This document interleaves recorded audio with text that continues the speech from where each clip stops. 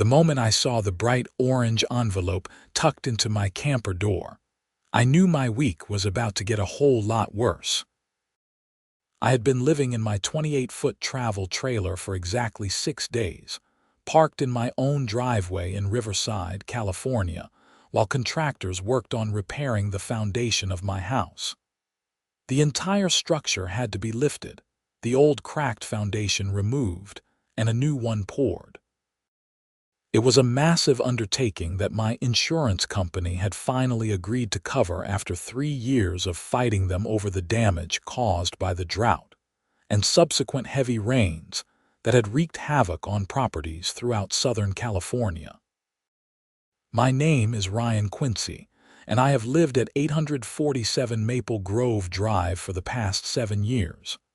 I bought the house when I was 32, right after my divorce was finalized and I needed a fresh start. The neighborhood, Riverside Estates, seemed perfect at the time. Quiet streets, well-maintained homes, and a sense of community that I had been craving. What I did not fully appreciate during the home buying process was that the homeowner association had a reputation for being somewhat aggressive about rule enforcement. But I figured as long as I kept my lawn mowed and my house painted, I would be fine. I was wrong. The letter inside the orange envelope was typed in bold, aggressive font. It informed me that I was in violation of Section 7.3.2 of the Riverside Estates Homeowner Association covenants, conditions, and restrictions, which prohibited the parking of recreational vehicles in driveways for more than 48 consecutive hours. The fine was $500, with an additional $100 per day if the violation continued. The letter was dated today, which meant I had already accumulated 6 days of violations according to their records, though they were only just now informing me. I stood there in my driveway, still holding my morning coffee, reading and rereading the letter. The contractors' trucks were parked on the street, their equipment already humming as they worked on pouring the new foundation. My house was literally uninhabitable. The entire structure was sitting on temporary jacks while they worked underneath it. Where exactly did the HOA expect me to go? I pulled out my phone and called the number listed at the bottom of the letter. It rang 4 times before a woman answered with a clipped, professional tone. Riverside Estates HOA, this is Deborah speaking. Hi, my name is Ryan Quincy. I just received a violation notice about my RV being in my driveway, and I need to explain the situation. One moment, please. There was a pause, and I could hear typing. Yes, Mr. Quincy, 847 Maple Grove Drive. The violation was filed by our board president, Patricia Marshall. She conducted a routine inspection of the neighborhood on Monday and noted that your recreational vehicle has been parked in your driveway continuously since last Tuesday. Right, but there is a reason for that. My house foundation is being completely replaced. The house is on jacks. I cannot live in it. The camper is my temporary residence. I understand, Mr. Quincy, but the CC and Articus are very clear about recreational vehicle parking. You should have applied for a temporary exception before placing the vehicle in your driveway. I felt my jaw tighten. I was not aware I needed to apply for an exception. The foundation failure was discovered during what was supposed to be a routine inspection. The insurance company fast-tracked the repairs because the house was becoming structurally unsound. I had less than 48 hours to move out before the contractors started work. Be that as it may, the rules exist for all homeowners. I can email you the form for requesting a variance, but that will take 10 to 14 business days for the board to review, and there is no guarantee it will be approved. In the meantime, you will need to move the recreational vehicle. Move it where? I live here. I am living in the camper because my house is literally torn apart. Perhaps a storage facility or an RV park. There are several in the area. So let me get this straight. You want me to pay for an RV park while continuing to pay my mortgage and HOA dues on a house I cannot currently inhabit, all because of a rule about RVs in driveways. The rules are in place to maintain property values for all residents, Mr. Quincy. I am sorry for your situation, but everyone must follow the same guidelines. I closed my eyes and took a deep breath. Fine. I will fill out the variance form. Can you please put a hold on the fines until the board makes a decision? I can submit that request to Mrs. Marshall, but I cannot guarantee she will approve it. Great. Thank you for nothing. I hung up before she could respond, immediately regretting my tone but too frustrated to care. I went back into the camper and sat down at the small dinette table that served as my temporary kitchen, dining room, and office. The camper was comfortable enough. It had a small bathroom with a shower, a kitchen area with a 2-burner stove and mini fridge, and a bedroom in the back with a queen-sized bed. I had bought it 3 years ago for weekend trips to the mountains and desert, never imagining I would be living in it full-time in my own driveway. My phone buzzed with an email from Deborah at the HOA office. She had sent the variance request form, which was 4 pages long and required detailed explanations, contractor information, insurance documentation, projected timelines, and signatures from adjacent neighbors indicating they did not object to the temporary variance. I spent the next 2 hours filling out the form, attaching photos of the foundation work, copies of my insurance claim, and the contractor's timeline showing the work would take approximately 6 to 8 weeks. Then I printed out the signature page and walked next door to talk to my neighbor, Tom Henderson. Tom was retired in his early 70s and had always been friendly.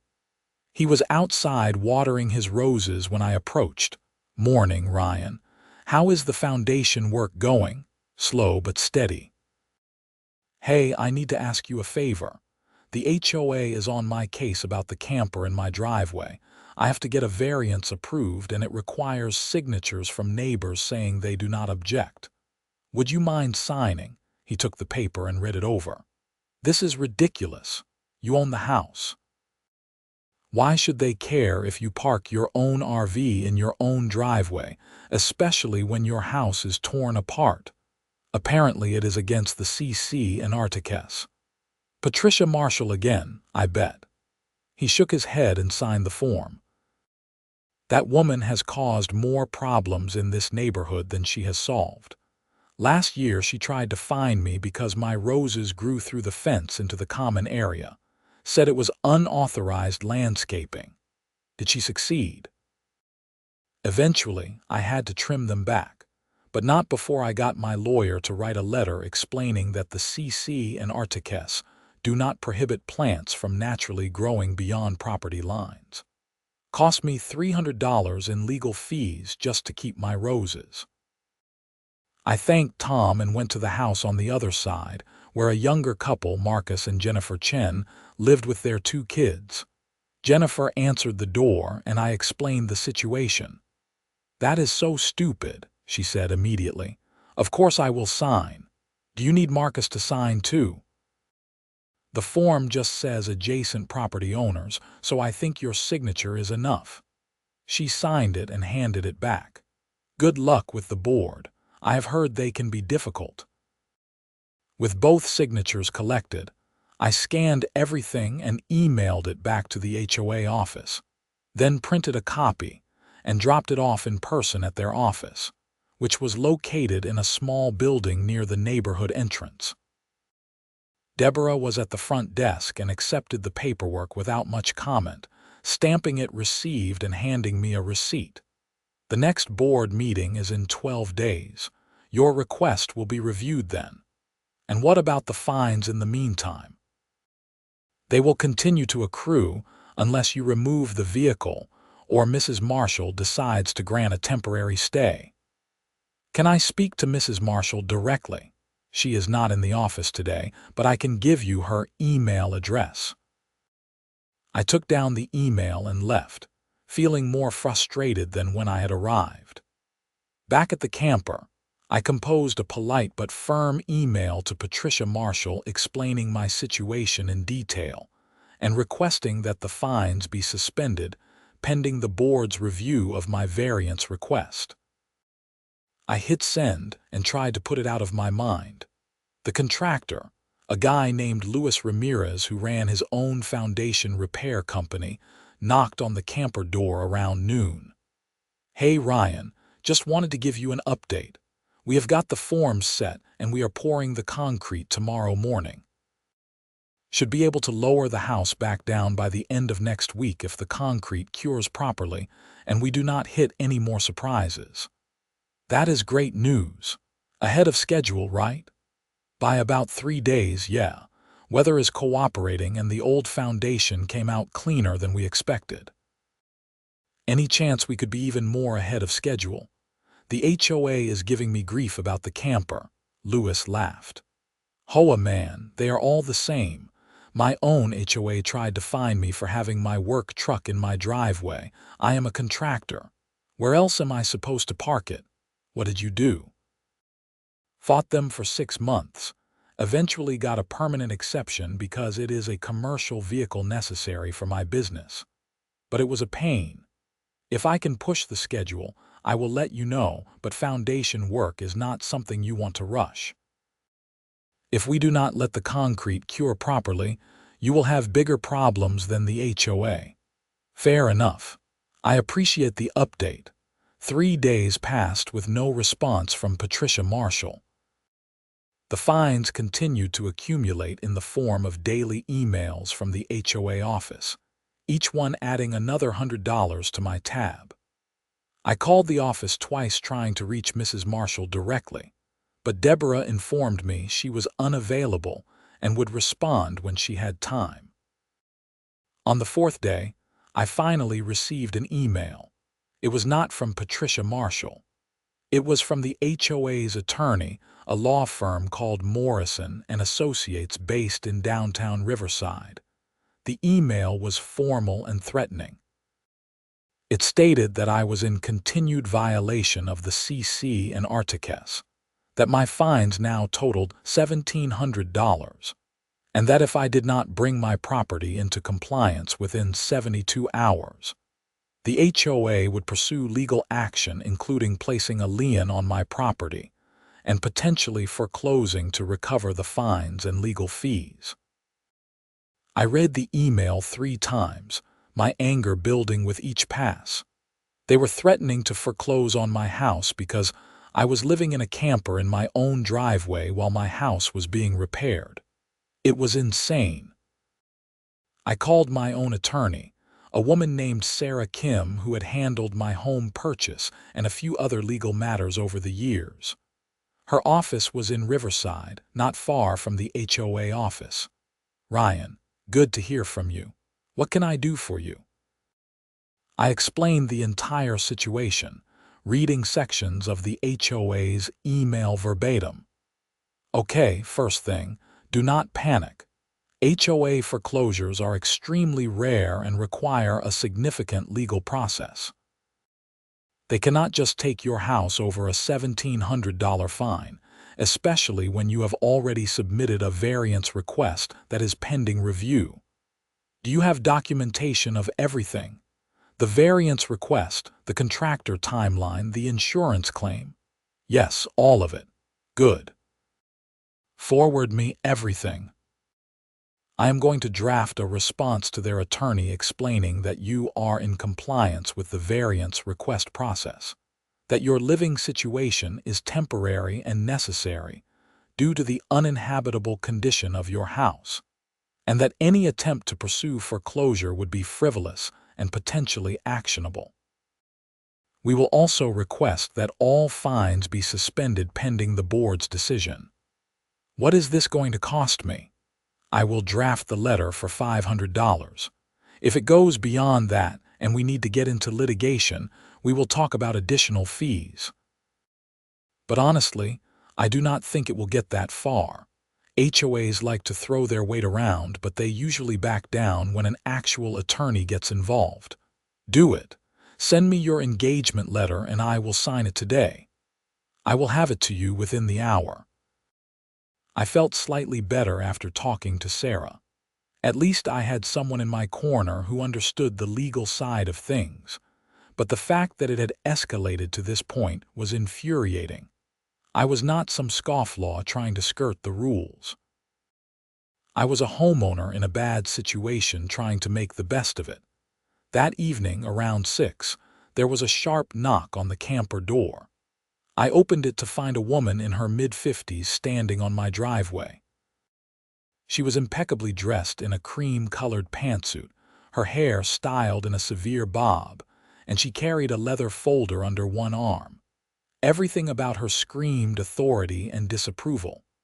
"Mr. Quincy, I am Patricia Marshall, president of the Riverside Estates Homeowner Association Board." "Mrs. Marshall, I have been trying to reach you." "Yes, I received your emails. I thought it would be more productive to speak in person." She looked past me into the camper, her expression souring. "May I come in?" I wanted to say no, but I also wanted to resolve this situation. "Sure." She stepped into the camper, her eyes scanning everything with obvious disdain. She did not sit down, even though I gestured to the dinette. "Mr. Quincy, I understand you are having foundation work done on your house. However, that does not give you carte blanche to violate our community standards. The CC and Articus are very clear about recreational vehicles." "I am aware of the rules, Mrs. Marshall. I submitted a variance request as instructed. I am not trying to violate anything. I literally have nowhere else to go. My house is uninhabitable. You could stay with family, or at a hotel, or rent a temporary apartment. Many options exist that do not involve turning our neighborhood into an RV park. With all due respect, those options cost money that I do not have readily available. I am already paying for the foundation repairs, my mortgage, and the HOA dues. The camper is paid off and sitting right here. It makes the most financial sense." Financial sense does not supersede community standards. Our neighborhood has maintained its property values specifically because we enforce these rules consistently. If I allow you to park your RV indefinitely, what is to stop others from doing the same? This is not indefinite. The contractor estimates another 3 to 4 weeks, and this is not a recreational situation. This is a necessity. She opened her leather folder and pulled out several printed pages. "I have here photographs of your camper. You have electrical cords running from your garage to the vehicle. You have what appears to be a sewage hose connected to something. You are quite literally operating an RV park on your property. I am keeping the batteries charged, and yes, I connected to the sewage cleanout because I need functioning plumbing. What exactly do you expect me to do?" "I expect you to follow the rules like every other homeowner in this community." She slid the papers back into her folder. "Your variance request will be reviewed at the next board meeting, but I will be frank with you, Mr. Quincy. I do not support granting it. These rules exist for a reason, and I do not believe hardship is sufficient grounds for exemption. Everyone faces difficulties. That does not mean we abandon our standards." I felt my temper rising. "So you are telling me that even though I submitted everything properly, even though my neighbors have no objection, and even though this is a temporary situation caused by a legitimate emergency, you are going to deny my request?" "I am one of 5 board members, Mr. Quincy. I cannot unilaterally deny anything. But yes, I will be recommending denial. Then I guess we will see what the other board members think, and just so you know, I have hired an attorney." If the HOA continues to pursue these fines for a situation that is clearly beyond my control, we will not hesitate to fight back." Her expression hardened. "Threats will not help your case, Mr. Quincy." "It is not a threat. It is a statement of fact. You are trying to fine me thousands of dollars for living in my own camper in my own driveway while my house is being repaired. Any reasonable person would see that as absurd. Any reasonable person would see the value in maintaining community standards. Good evening, Mr. Quincy." She stepped out of the camper and walked briskly to her car, a silver Lexus parked on the street. I watched her drive away, my hands shaking with anger. This woman was going to make my life hell over a rule that should not even apply to my situation. The next morning, Sarah emailed me a copy of the letter she had sent to Morrison and Associates, the HOA's law firm. It was professional but forceful, laying out the facts of my situation and making it clear that any attempt to pursue foreclosure or continued fines would be met with vigorous legal opposition. She also cited several California cases where courts had ruled against HOAs for enforcing rules in ways that were unreasonable or did not account for legitimate hardship situations. I forwarded the letter to Deborah at the HOA office with a note asking that it be distributed to all board members before the upcoming meeting. Days continued to pass. The foundation work progressed on schedule. Lewis and his crew poured the new concrete, and after several days of curing, they began the process of lowering the house back onto the new foundation. It was fascinating to watch, the whole structure slowly descending inch by inch as they adjusted the jacks and verified everything was level. I received no further communication from Patricia Marshall or the HOA office, though the daily fine notices continued to arrive like clockwork. My outstanding balance was now over $2,000. The night before the board meeting, I could not sleep. I lay in the camper bed, staring at the ceiling, running through everything I wanted to say. The meeting was scheduled for 7 in the evening at the HOA office. According to their bylaws, homeowners were allowed to attend and speak during the public comment section, and variance requests were supposed to include time for the requesting homeowner to present their case. I arrived at 6:45. The HOA office meeting room was small, with a conference table that seated about 10 people. 5 chairs were arranged on one side for the board members, and a few rows of folding chairs faced them for residents. 3 other people were already there, presumably with their own issues to address. Patricia Marshall arrived exactly at 7, along with the 4 other board members. She sat in the center chair and called the meeting to order. The other board members were 2 men and 2 women, all appearing to be in their 50s and 60s. One of the women, who introduced herself as Carol Stevens, was the secretary and took notes on a laptop. The meeting began with standard business. Minutes from the previous meeting were approved. A financial report was given showing the HOA had adequate reserves and was on budget for the year. Then they moved to violation hearings. The first case was a homeowner who had painted his front door red instead of an approved color. He was arguing that red was a classic color and should be allowed. The board, led by Patricia, voted 4-1 to uphold the violation. Only one board member, a man named George Tucker, voted in favor of the homeowner. The second case involved someone who had installed solar panels without prior approval. The homeowner argued that California law protected the right to install solar panels. Patricia argued that the CC and Articus required approval of any exterior modifications, and while they could not deny the solar panels entirely, they could require the homeowner to submit a formal application and pay a review fee. The board voted 5-0 in favor of the HOA. Then, it was my turn.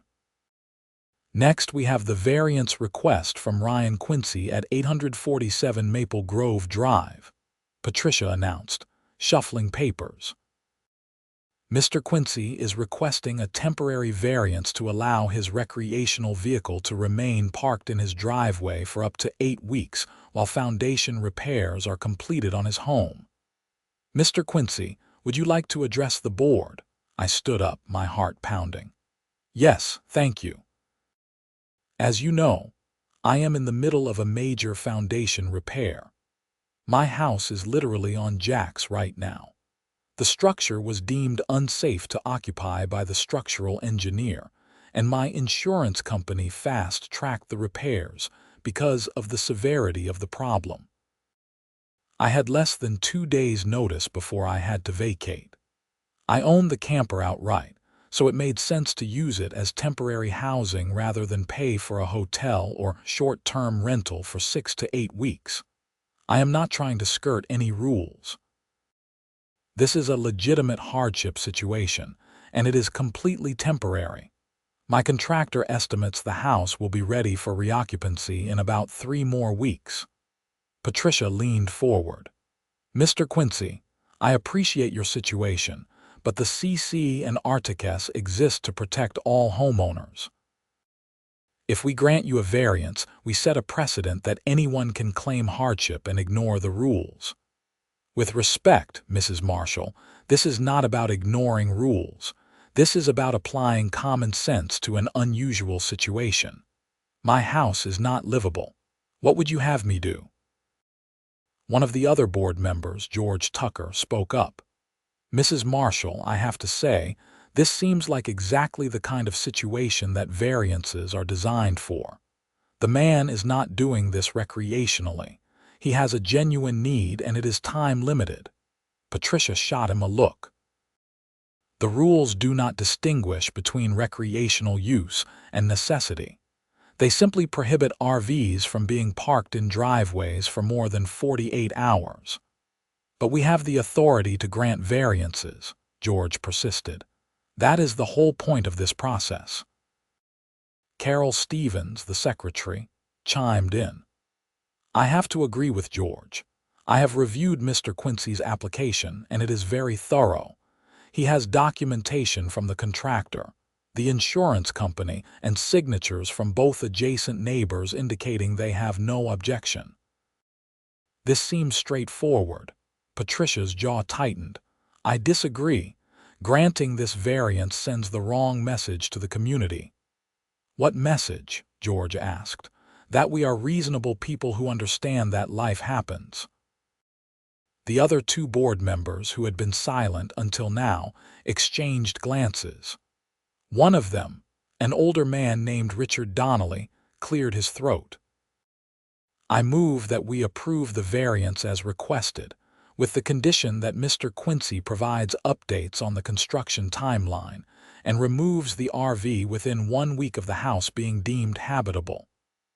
I second the motion, George said immediately. Patricia looked furious. Very well. All in favor, George, Carol, and Richard raised their hands. The 4th board member, a woman named Linda Martinez, hesitated, then raised her hand as well. The motion passes 4-1, Carol announced, typing notes. Mr. Quincy, your variance is approved under the stated conditions. I felt a wave of relief wash over me. Thank you. I really appreciate it. Patricia shuffled her papers aggressively. This meeting is adjourned.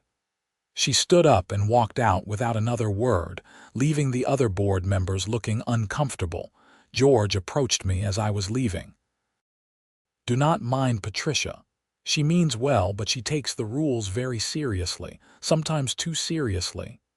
I got that impression. Thanks for supporting my request. It was the right thing to do. Good luck with the foundation repair. I drove back to my house, feeling lighter than I had in days. The variance was approved. The fines would stop. I could finish living in the camper until the house was ready without worrying about legal threats, but my relief was premature. 2 days later, I received another email from the HOA office. This one was not from Deborah. It was directly from Patricia Marshall. Dear Mr. Quincy, while the board voted to approve your variance request, I have conducted further investigation into your living situation and believe you may be in violation of additional sections of the CC and Articles. Specifically, Section 9.2.1 prohibits the use of properties for commercial purposes, and Section 9.2.4 prohibits any dwelling other than the primary residence on a property. By operating water, electrical, and sewage connections to your recreational vehicle, you are effectively creating a secondary dwelling unit, which is not permitted under our covenants. Additionally, if you are claiming the RV as your primary residence for the duration of the repairs, you may be in violation of local zoning ordinances that prohibit residential use of recreational vehicles within city limits. I will be referring this matter to the City Code Enforcement Office for review. Sincerely, Patricia Marshall, HOA Board President. I stared at the email in disbelief. She was not going to let this go. Even after losing the vote, she was finding new ways to come after me. I immediately forwarded the email to Sarah Kim with a message. She is escalating. What do I do? Sarah called me 20 minutes later. This is harassment, Ryan. She is clearly retaliating because the board overruled her. The variance was approved. You are not creating a secondary dwelling unit. You are temporarily living in an RV on your own property during a legitimate emergency. As for the zoning issue, I will reach out to the City Code Enforcement Office preemptively and explain the situation. In my experience, they are much more reasonable than HOAs because they have to follow actual laws, not arbitrary covenants. Can we do anything to stop her from continuing to harass me? We can send a cease and desist letter, but honestly, that might inflame things further. Let me handle the code enforcement angle first. If they confirm you are not in violation of any city ordinances, which I am confident they will, that pulls the rug out from under her main argument. Okay, do whatever you think is best. Over the next week, Sarah contacted the Riverside Code Enforcement Office and explained my situation. As she predicted, they were sympathetic and reasonable. An inspector named Mike Torrance actually came out to the property, looked at the foundation work, talked to Lewis and his crew, and examined the camper setup. You are fine, he told me. The city ordinance that prohibits RV living applies to people who are permanently residing in RVs as a way to avoid property taxes or skirt building codes. That is clearly not what is happening here. You own the house, you pay property taxes, and you are making a substantial investment in improving the property. The RV is temporary and directly related to an ongoing permitted construction project. I will send a letter to the HOA confirming that you are not in violation of any city codes. Thank you. I really appreciate you coming out here. No problem. For what it is worth, I deal with HOAs all the time and they love to invoke city codes to support their positions. But half the time they do not actually understand what the codes say. We have to clean up the mess. Mike was true to his word. 2 days later, Sarah received a formal letter from the Riverside Code Enforcement Office stating that I was in full compliance with all applicable city ordinances, and that my temporary use of the RV was appropriate and legal given the circumstances. Sarah forwarded the letter to the HOA board and to Morrison and Associates, the HOA's attorneys, with a cover letter stating that all fines issued against me should be voided and that any further harassment would be met with legal action for abuse of process. I thought that would be the end of it. It was not. A week later, I woke up to find a bright orange sticker plastered across the camper door. It was from the HOA, and it stated that the camper was parked illegally and would be towed at my expense if not removed within 24 hours. I called Sarah immediately. She put a tow sticker on my camper. Can she even do that? No, absolutely not. The variance was approved. The city confirmed you are in compliance. She has no authority to tow your vehicle. Do not move it. I am going to get an emergency restraining order if I have to. Sarah spent the entire morning drafting motions and making calls.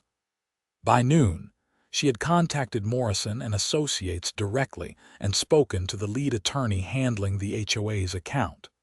According to Sarah, the attorney was mortified when he learned what Patricia Marshall had done.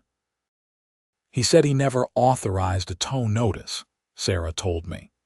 He is sending a letter to Patricia directly telling her to stand down. He also said that if she continues, the law firm may stop representing the HOA because she is creating liability for them. So I do not have to worry about my camper being towed, correct? I am also drafting a formal complaint to the HOA board about Patricia's conduct. What she is doing goes beyond enforcing rules. This is targeted harassment. That evening, I received an email from Carol Stevens, the HOA board secretary. It was brief but significant. Dear Mr. Quincy, the board has been made aware of the unauthorized tow notice placed on your vehicle.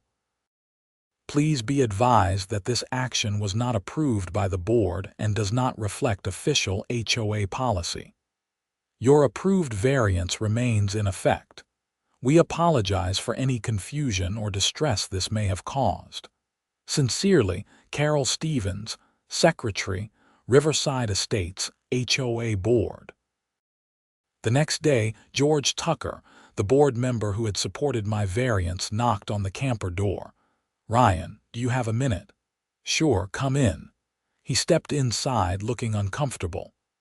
I wanted to let you know that the board is taking Patricia's actions very seriously. 3 of the 5 board members, myself included, have submitted a letter to the rest of the board calling for a vote of no confidence. What Patricia did by issuing that tow notice without board approval is beyond inappropriate. It is potentially illegal. I appreciate that, George. This whole thing has been a nightmare. I know, and I am sorry.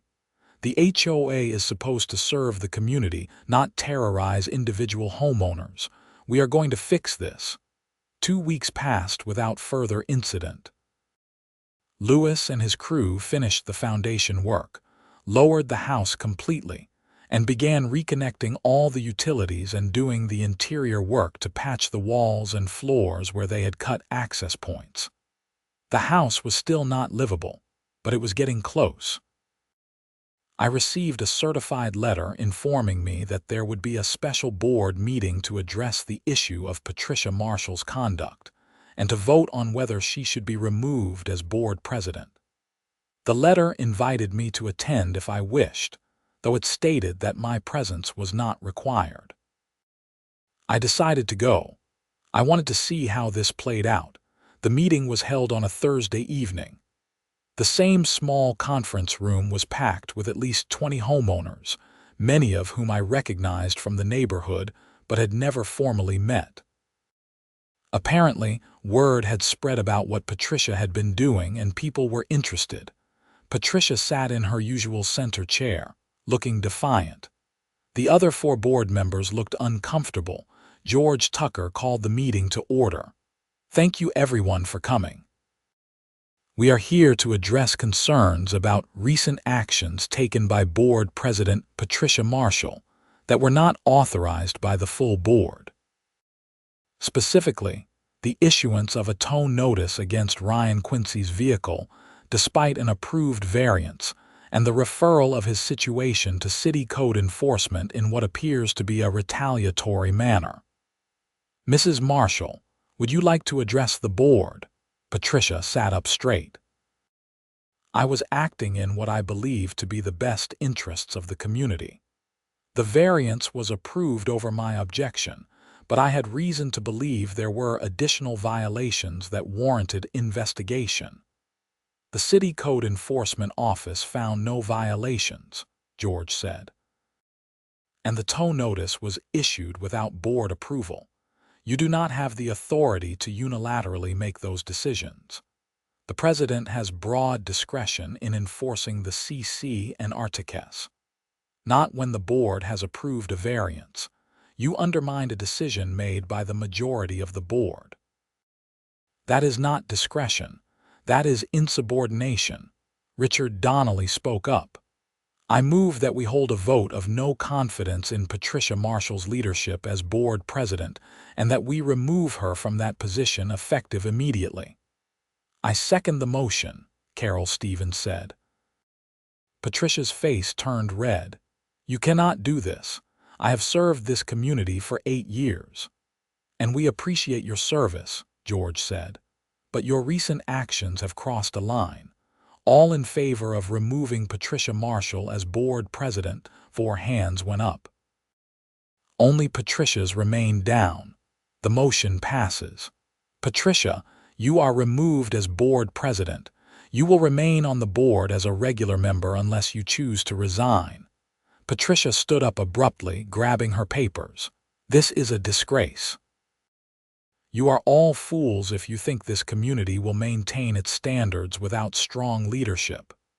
She stormed out of the room, leaving a stunned silence behind. George cleared his throat. Okay then, we will need to elect a new president. I nominate Carol Stevens. I second, Richard said. The vote was unanimous. Carol Stevens was the new HOA board president. After the meeting, several neighbors came up to me and apologized for what I had been through. A few shared their own stories of Patricia's overzealous enforcement, including one woman who had been fined because her mailbox was painted the wrong shade of white. Tom Henderson, my neighbor, clapped me on the shoulder. Glad to see justice prevail. That woman has been a thorn in everyone's side for too long. I went back to the camper feeling vindicated but also exhausted. The whole ordeal had taken weeks of stress, legal fees, and time I should have been spending on other things. 3 days later, Lewis knocked on the camper door. Good news, Ryan. The house is ready. All the utilities are connected, the interior patches are done, and the city inspector signed off this morning. You can move back in. I felt a surge of relief. That is fantastic. Thank you, Lewis. You and your crew did an amazing job. Happy to help. Send me a good review online if you get a chance. Absolutely. I spent that afternoon moving my things back into the house. It felt surreal to be back inside after weeks in the camper. The floors were level, the walls were solid, and everything felt stable in a way it had not for years. The foundation repair had been expensive and disruptive, but it was worth it to know the house was sound. I disconnected the electrical and sewage lines from the camper and spent the next day giving it a thorough cleaning before parking it on the side of the house where it was less visible from the street, well within the rules even without a variance. I thought the saga was finally over. I was wrong one more time. 2 weeks after moving back into the house, I received a letter from Morrison and Associates, the HOA's law firm. It was not threatening this time. It was informative. Dear Mr. Quincy, we are writing to inform you that Patricia Marshall has filed a lawsuit against the Riverside Estates Homeowner Association Board, alleging wrongful termination and defamation related to her removal as board president. As part of this lawsuit, she has named you as a co-defendant, alleging that you conspired with other board members to have her removed and that you made false statements about her conduct. We want to assure you that the HOA will be vigorously defending against this lawsuit, and we believe it is entirely without merit. However, you may wish to consult with your own attorney regarding the claims made against you personally. Please contact our office if you have any questions. I called Sarah Kim immediately. Patricia Marshall is suing me, Sarah sighed. Of course she is. Forward me the complaint when you receive it. This is a slap suit. A what? Strategic lawsuit against public participation. It is a lawsuit designed to intimidate and silence critics by burdening them with legal costs. California has strong anti-slap laws precisely because these suits are so common. We will file a motion to dismiss, and if we are successful, which I believe we will be, she will be required to pay your attorney fees. So I have to go through a whole legal process now because this woman could not handle being told no. Unfortunately, yes. But I promise you, we will make it as painless as possible. Over the next 3 months, the lawsuit dragged on. Patricia's complaint was rambling and poorly constructed, filled with accusations that I had somehow orchestrated a conspiracy to remove her from power. She claimed that I had lied to code enforcement, fabricated the foundation emergency, and manipulated other board members into supporting me. Sarah filed a comprehensive anti-slap motion, attaching declarations from Lewis the contractor, Mike Torrance from code enforcement, George Tucker and other board members, and my neighbors. Every declaration supported the same facts. My foundation repair was real.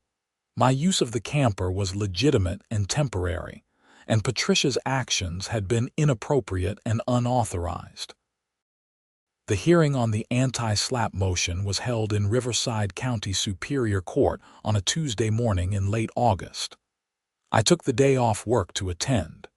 Sarah represented me, and Patricia represented herself, having apparently been unable to find an attorney willing to take her case. The judge, a no-nonsense woman named Judge Helen Reyes, listened to Sarah's arguments for about 15 minutes, then turned to Patricia. Mrs. Marshall, I have reviewed your complaint and the supporting declarations filed by the defendant. Can you point to any evidence that Mr. Quincy made false statements about you or conspired to have you removed from the board? Patricia launched into a rambling explanation about how I had violated the CC and Artiques, and how the board had turned against her unfairly. Judge Reyes cut her off. That is not what I asked. Do you have evidence of false statements or conspiracy? The whole situation is evidence, Your Honor. He manipulated everyone. That is not evidence, Mrs. Marshall. That is speculation. Judge Reyes flipped through the file. The record shows that you issued a tow notice without board authorization, that you reported Mr. Quincy to code enforcement despite his approved variance, and that the code enforcement office found no violations. It appears to me that Mr. Quincy was acting appropriately throughout this matter, and that you were the one who overstepped your authority. I am granting the defendant's anti-slap motion and dismissing your complaint with prejudice. Additionally, I am ordering you to pay the defendant's attorney fees in the amount of. She looked at Sarah. How much are you requesting? $8,500, Your Honor. Granted. Mrs. Marshall, you are ordered to pay Mr. Quincy $8,500 within 30 days. If you fail to do so, a judgment will be entered against you and his attorney can pursue collection. Patricia looked stunned. Your Honor, I cannot afford that. You should have considered that before filing a frivolous lawsuit. This case is dismissed. Walking out of the courthouse, I felt a weight lift off my shoulders that I had not even fully realized I was carrying. Is it really over? I asked Sarah. Unless she appeals, which would be pointless and expensive. Yes, it is over. And you are getting your attorney fees back, which should cover most of what you have paid me. Thank you, Sarah, for everything. You are welcome. And for what it is worth, you handled this whole thing with remarkable patience. A lot of people would have lost their temper or made it worse. Patricia Marshall never paid the attorney fees voluntarily. Sarah filed a judgment, and eventually we garnished her bank account to collect. I heard through the neighborhood grapevine that she resigned from the HOA board entirely shortly after the lawsuit was dismissed and moved out of Riverside Estates. A few months later, Carol Stevens turned out to be a much better HOA president.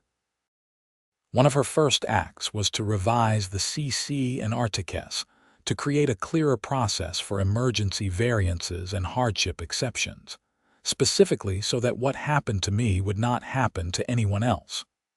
The new rules were approved by a vote of the homeowners with overwhelming support. George Tucker stopped by a few months later with a bottle of wine. "Welcome to being a Riverside Estates legend," he said with a grin. "You are the guy who took down Patricia Marshall. I did not set out to do that. I just wanted to live in my camper in peace while my house got fixed.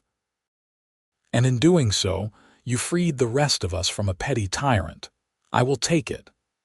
We sat on my newly repaired front porch, drinking wine and talking about the neighborhood.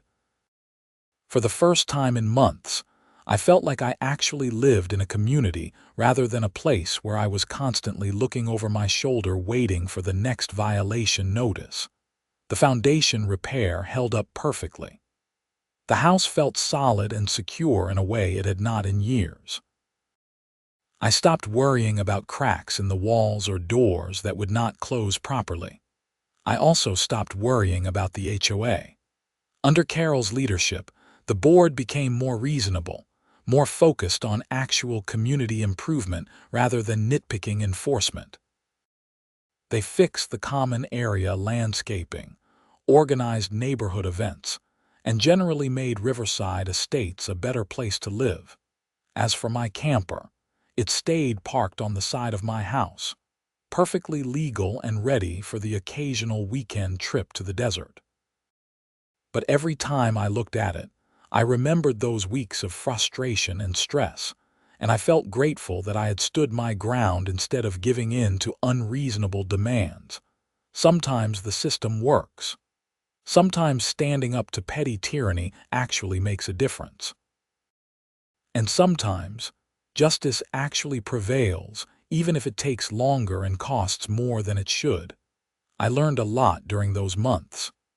I learned about HOA law, about California's anti-SLAPP statutes, about foundation repair, and about the importance of good neighbors.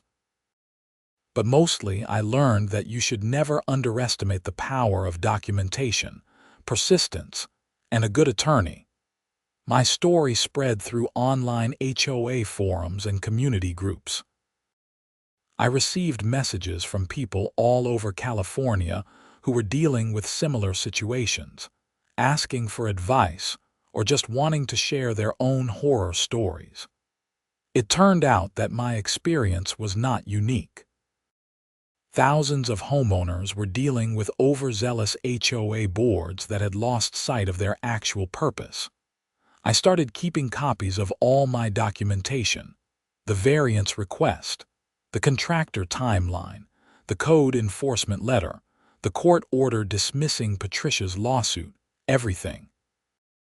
I shared it freely with anyone who asked, hoping it might help them navigate their own battles. One person who reached out was a journalist from the Riverside Press Enterprise, the local newspaper. She was doing a story on HOA overreach and wanted to interview me. I agreed, and the story ran on the front page of the local section a few weeks later. It generated a lot of discussion and apparently prompted the California State Assembly to hold hearings on potential HOA reform legislation. I was even invited to testify at one of the hearings in Sacramento. I drove up for the day and spent 10 minutes telling my story to a panel of state legislators. I do not know if it will lead to any actual changes in the law, but it felt good to be heard. Through it all, my house remained solid. The foundation repair was the best money I ever spent, even though it triggered the whole nightmare with the HOA. Sometimes the right thing to do causes problems, but you still have to do it. I still live at 847 Maple Grove Drive. I still pay my HOA dues. though now they go toward things that actually benefit the community, rather than funding frivolous legal battles. And I still have my camper, parked legally on the side of my house, a reminder that sometimes you have to stand your ground even when it feels like the whole world is against you. The neighborhood is quieter now, more peaceful. People take care of their properties because they want to, not because they are afraid of fines. The HOA sends out friendly reminders instead of threatening letters. It is what a community should be, and if anyone ever asks me about my experience, I tell them the truth. HOAs can serve a valuable purpose, but they need reasonable leadership and clear processes for handling unusual situations. Rules are important, but so is common sense and compassion. And if you ever find yourself in a situation like I was, document everything, stay calm, and get a good attorney. Looking back, I would not change much about how I handled things, except maybe I would have contacted Sarah Kim earlier in the process. She was worth every penny I paid her, and then some. The whole experience taught me that being a homeowner is about more than just maintaining your property. It is about being part of a community, standing up for what is right, and sometimes fighting battles that benefit everyone, not just yourself. My foundation is solid now, both literally and figuratively. The house sits level and secure on its new concrete base. And I sit inside it, secure in the knowledge that I stood up to unfair treatment and won. It was not easy. It was not fast, but it was worth it. And that is the story of how the HOA tried to fine me for warming my camper, not knowing I lived there while my house foundation was being repaired, and how standing up to unreasonable enforcement led to meaningful change in my community. Sometimes life throws you unexpected challenges. Sometimes those challenges seem insurmountable, but with persistence, documentation, and the right support, you can overcome them. And sometimes, you might even make things better for everyone else in the process.